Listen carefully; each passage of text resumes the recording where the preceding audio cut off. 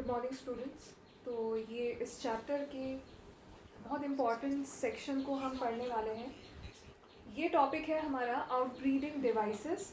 Outbreeding devices क्या है? ये वो टेक्निक्स हैं जो प्लांट्स अडेप्ट करते हैं ताकि सेल्फ पॉलिनेशन उनके अंदर ना हो सके।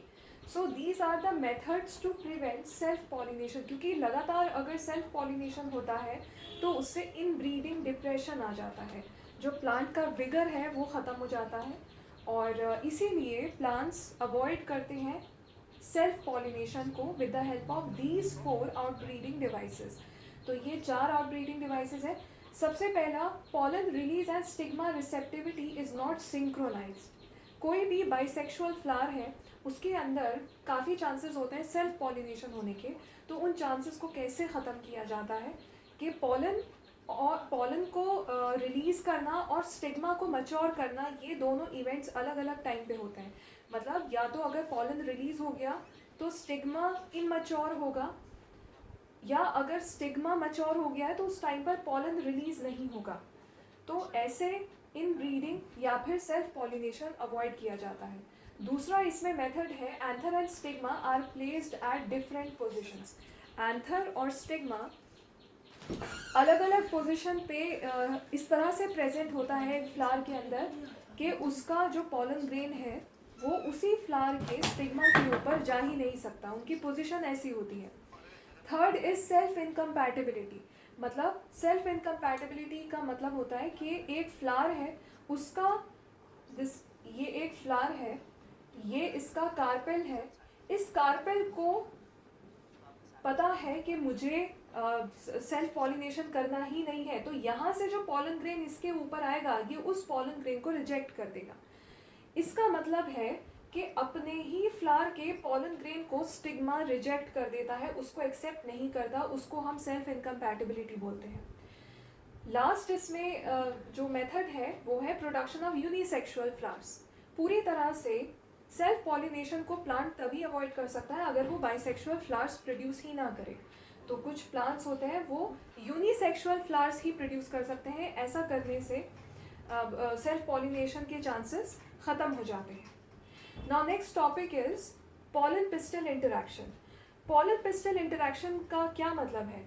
अगर स्टिग्मा के ऊपर यहाँ पर जैसे पॉलन ग्रेन ये देख रहे हैं आप, स्टिग्मा के ऊपर पॉलन ग्रेन आने का मतलब ये नहीं है कि पॉलिनेशन सक्सेसफुल हो चुका है, क्योंकि अक्सर क्या होता है कि स्टिग्मा के ऊपर सेम उसी स्पीशीज़ का पॉलन ग्रेन नहीं आता।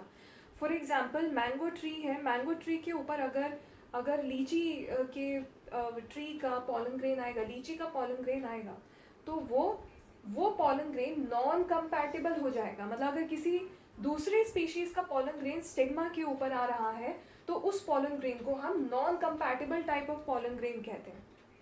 या फिर नॉन कंपैटिबल यहाँ पे उस पॉलन ग्रेन का भी हम नॉन कंपैटिबल उसको बोलेंगे अगर वो फ्लावर या वो स्टिग्मा सेल्फ इनकम्पैटिबल है।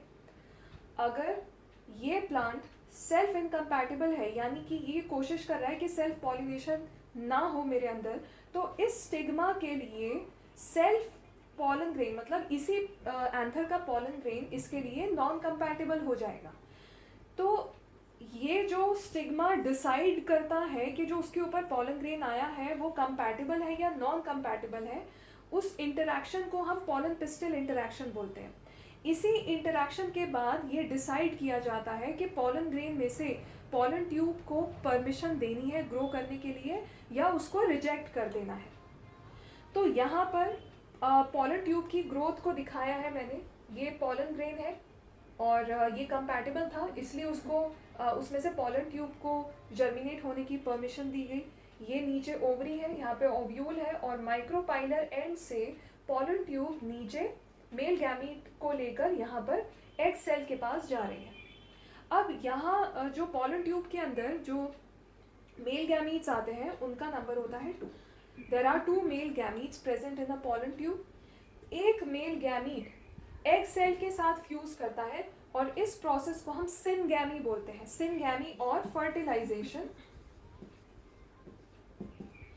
या फिर फर्टिलाइजेशन। तो इसमें जाइगोट बनता है। तो एक तो फर्टिलाइजेशन हमारे पास ये होता है फ्लावर्स के अंदर, और जो दो पोलर न्यूक्लियाई होते हैं, ये मैंने दो पोलर न्यूक्लियाई दिखाए यहाँ पर जो बीच में होते हैं, पहले ये आपस में फ्यूज करते हैं और दूसरा मेल गैमीट फिर इन दो पोलर न्यूक्लियाई के साथ फ्यूज कर जाता है। तो यहाँ पर क्योंकि तीन न्यूक्लियाई फ्यूज करते हैं, तीन हैप्लॉइड न्यूक्लियाई फ्यूज करते हैं, तो इस प्रोसेस को हम ट्रिपल फ्यूजन कहते हैं। और ट्रिपल फ्यूजन के एंड में हमारे पास बनता है प्राइमरी एंडोस्पर्म न्यूक्लियस, जिसको हम शॉर्ट में PEN बोलते हैं। तो एक फर्टिलाइजेशन हमारे पास ये होता है और एक फर्टिलाइजेशन ये होता है, मतलब एक फर्टिलाइजेशन सिनगैमी और एक ट्रिपल फ्यूजन। तो इन दोनों को मिलाकर हम बोलते हैं डबल फर्टिलाइजेशन। तो डबल फर्टिलाइजेशन के एंड में जो ये प्राइमरी एंडोस्पर्म न्यूक्लियस बनता है, ये न्यूक्लियाई एक न्यूक्लियस बन जाता है क्योंकि बाद में ट्रिप्लॉइड होता है। दिस इज 3N, क्योंकि इसके अंदर तीन हैप्लॉइड न्यूक्लियाई ने फ्यूज करके बनाया है, तो इसलिए इसको हम ट्रिप्लॉइड बोलते हैं। ये पहले बहुत सारा माइटोसिस करके, रिपीटेड माइटोसिस करके ये एंडोस्पर्म बनाता है। तो पहला जो एंडोस्पर्म बनता है वो फ्री न्यूक्लियर एंडोस्पर्म बनता है, क्योंकि ये न्यूक्लियाई है और डिवाइड करते करते ये बहुत सारे न्यूक्लियाई बना लेता है। फिर उस एंडोस्पर्म को हम बोलते हैं फ्री न्यूक्लियर एंडोस्पर्म। फिर जैसे जैसे वो मैच्योर होता जाता है, फ्री न्यूक्लियर एंडोस्पर्म कन्वर्ट हो जाता है इनटू सेल्यूलर एंडोस्पर्म, मतलब न्यूक्लियाई के चारों तरफ एक सेल वॉल डेवलप हो जाती है, थोड़ा सा साइटोप्लाज्म भी रहता है और सेल वॉल भी डेवलप हो जाती है, तो उसको फिर हम सेल्यूलर एंडोस्पर्म बोलते हैं। एंडोस्पर्म बहुत ज़्यादा इंपॉर्टेंट है क्योंकि जो एम्ब्रियो डेवलप हो रहा है, एम्ब्रियो यहाँ पर डेवलप होगा, इधर एम्ब्रियो सैक के अंदर, क्योंकि यहाँ पर जाइगोट बना था।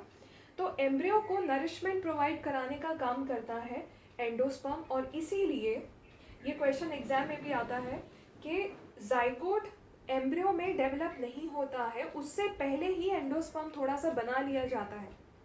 ओके, वो इसीलिए ताकि एम्ब्रियो को प्रॉपर न्यूट्रिशन मिल सके, इस चीज़ को इंश्योर करने के लिए।